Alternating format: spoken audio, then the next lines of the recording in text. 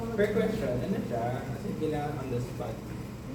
Sabihin mo sa akin yung question, then kailangan genuine reaction. Ayun. Kung ano yung pinaka unang naisip niya, sir? Nakalimutan na. Sige. Sige. Pero ganito na lang, di ba may mag-edit? Hello, nag-record na siya. Yes. Carl, ikaw na yung bahala. Hindi ka din tip, para makatulong kay Carl. Ay, Carl, Sir Aldrin.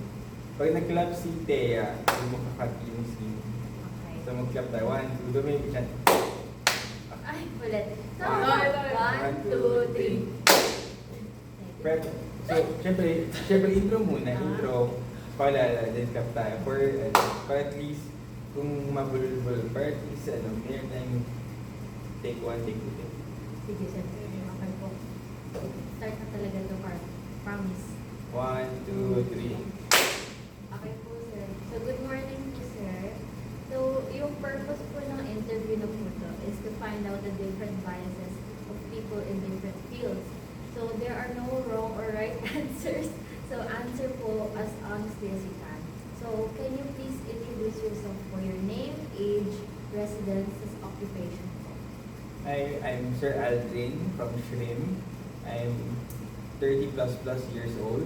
I'm from LA, from Lower Antipolo. And also, I'm a part-time professor here in De La Salle College of St. Okay po. So, start na po tayo sa first question. The first question is, it is election season and your friends are currently promoting different senators that they plan to vote on. If you are a voter, would you vote for the candidates that your friends are promoting? Thank you for that wonderful question. Again, in terms of friends, again, because of our life as voters, again, your friends have their own opinion, standards. At the same time, we have our own personal choices in terms of selecting the right leaders to lead the economy, especially mga lawmakers. So again, if your friends are promoting their own personal choice, good or bad, again, by the end of the day, it's better to keep it quiet for yourself. You can side with them or not side with them. Again, it's still a choice. But again, by the end of your conversation, isipin mo rin minsan kung makakasakit pa yung words mo. And also, it will also test some friendships. So baka mamaya, minsan supportan sila na ayaw, gusto mo pala, or minsan naman gusto nila, ayaw mo. Again, let's not target the person based on their own point of view. Kasi by the end of the day, it's still politics. It's good and also bad. Kaya nga siya politika. Okay? May follow-up Sorry. lang po kami. Yes. Do you think po ba that voting for these candidates has an effect on your occupation or your life currently? Good questions. Kaya ko natin kung sino binoto pa last election. But based na lang sa wordings ko na lang. I think previously kasi, nung nag-start ako sa industry, one thing na nakatulong sa akin is nawala sa akin yung tax. So, most of the income tax napunta sa akin, plus most of the government's benefits na gamit ko siya. Like for example, nakatulong yung 10-year passport validity, sa license, and also nakatulong yung mga other processes like SSS, pag-ibig, etc. And also for loans. Siyempre, for this current administration, it benefit din kahit papaano, but there's also a negative part of it. And I'll just give, or at least a personal knowledge to myself. I'm not a fan of ayuda, kasi nung post-pandemic, most of our families have ayuda. So parang, syempre it's election season, wala namang typhoon, or wala namang sakuna. Parang I have to disagree na it's not the proper time for ayuda kasi it's a form of vote buy. So parang hindi ako pabor. Parang as a part-timer, hindi ko man makukuha yung benefit niya. Pero makukuha siya ng ibang tao na wala namang ginagawa. Pero mapupunta sa kanila yung pera from taxpayers man. So then now I think maybe disagree. Okay? Second question. Yes. Have you ever supported someone, later discovered their wrongdoing, but still chose to continue supporting them? Um, Sige, I'll give a perfect example. Kasi example na lang, kasi ayoko nga sabihin ko sino yun. Pero ito na lang, people, just an example of politics, people would not like to vote Bong Revilla. And yet Bong Revilla, kahit magdudod siya, so kumembot-kembot sa Senate, may mga bills naman siya naka-benefits. Ako personally, sa ibang mga bagay-bagay. So, may times na nag-doubt ka, especially once sa mga campaign ads.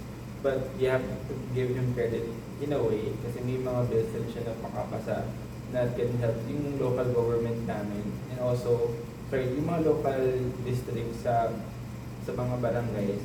At the same time, may mga outreach din siya na naramdaman ko personally sa area namin. So, and again, it's not just because of utang na loob. I just think na minsan din naman na rin siya kahit papaano. And again, I think it's last remaining term as a senator. Kaya I think if people will vote for him because of popularity, I guess there's a reason back as a survey. Again, with words. Ang hirap For na the yun. third question, with recent reports of traffic congestion and public transport issues, do you think our country needs better roads or improved public transportation?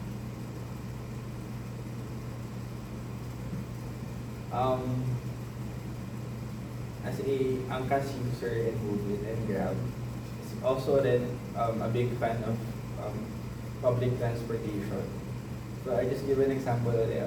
Diba there's a news for the EDSA busway to be terminated.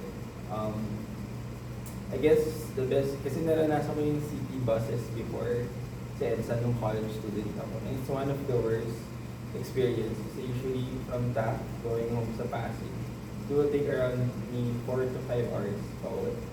Pag nag-public bus ka, plus wala pa siyang aircon, wala pa siyang safety, parang it's always overloaded. Walang system at the same time, there's the ordinary and there's the aircon one. Ang nangyari sa ordinary, it's prone for crimes kasi nga it's open window, ang daming snatchers, it's crowded at the same time masikip. It's also a big issue about risk management. So pagdating naman sa aircon, yung ibang bus kisa gumalaw ng isang flow, naghahanap ng pasero. At the same time, it causes traffic. So going back to sa busway, there have been a proposal that they're trying to remove it. Pero again, I think naman, this current government naman, again, they have extra money for ayuda. I think, sana ibalik nila yung free and sa carousel na payment to all users. Kasi kung nagawa ng previous administration, 2 years of free and sa carousel, I hope naman they can make the busway free again for the Filipinos. Kung kaya nga ng previous, why not yung ngayon? Diba? Fourth question. Hirap na. Okay po. Fourth question. Do you think you are a less biased person?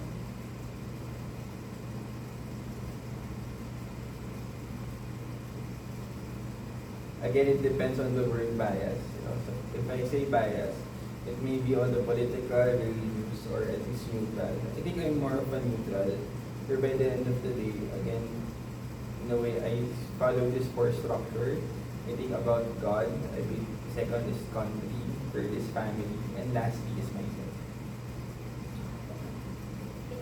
Safe answer. Ang hirap na na. For the fifth topic, when you meet someone for the first time, what do you usually notice about them? True story, I check their eyes. Kasi eyes doesn't lie. At the same time, did you guys know? Again, being a know-it-all. Pag baby ka, something that doesn't grow, or lumalaki is the eyes. Kung ano yung size ng eyes mo nung baby ka, it's still the same eyeballs pag adult ka. And again, it shows naman if a person is genuine, if they can comfortably look at you in the eyes, face to face, at the same time, it shows also a mirror it shows a mirror to their soul. Okay po. Sixth question. Hirap. Rapid na sir. 4 questions na lang po. Okay, sixth question. Looking back, what's a time you made a good decision that turned out poorly or a bad decision that worked out well? Again, sorry. Looking back, what's a time you made a good decision that turned out poorly or a bad decision that worked out well? Kahit isa lang po na example. Example, okay. Ano to? Vouching for, I think, was that good person. But again, sometimes I do believe overpromise will lead to overpromise leads to overpromise, under-deliver. Yung quote. Sabihin, people, or at least learnings, people tend to promise a lot. Ay, kaya ko to, bibigay ko to. Pero by the end of the day, it's all talk. Walang actual product. So I think that's something that yung na-decide kung something wrong. Tama ba? Ay, tama. For second po, how good are you at judging people's personality when you first met them?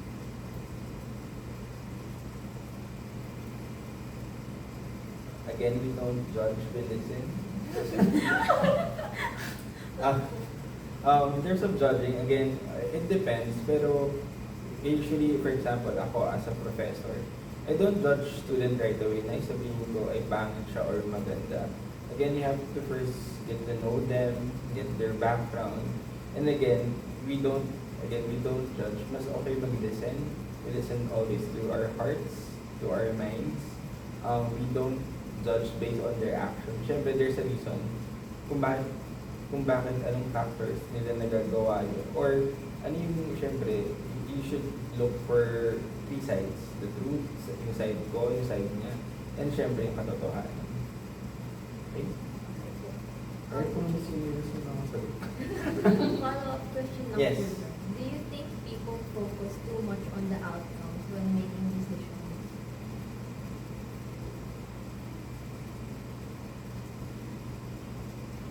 Yes, I think, sorry.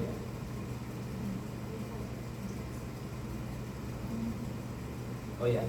I think people focus on the outcomes because they have predetermined expectations. Parang before man yung expectations sila, may mga foresights na sila or forecasts of anong scenario A or scenario B. Pero sometimes it's just a leap of faith. Minsan, kailangan mo lang talaga mag-let go ng lahat ng doubts and just trust the process. It may be good and also be bad. But again, it still depends on your comfort zone. Minsan letting go, minsan magugulat ka na lang, may surprise na lang, or minsan it's a miracle sa mga different scenarios.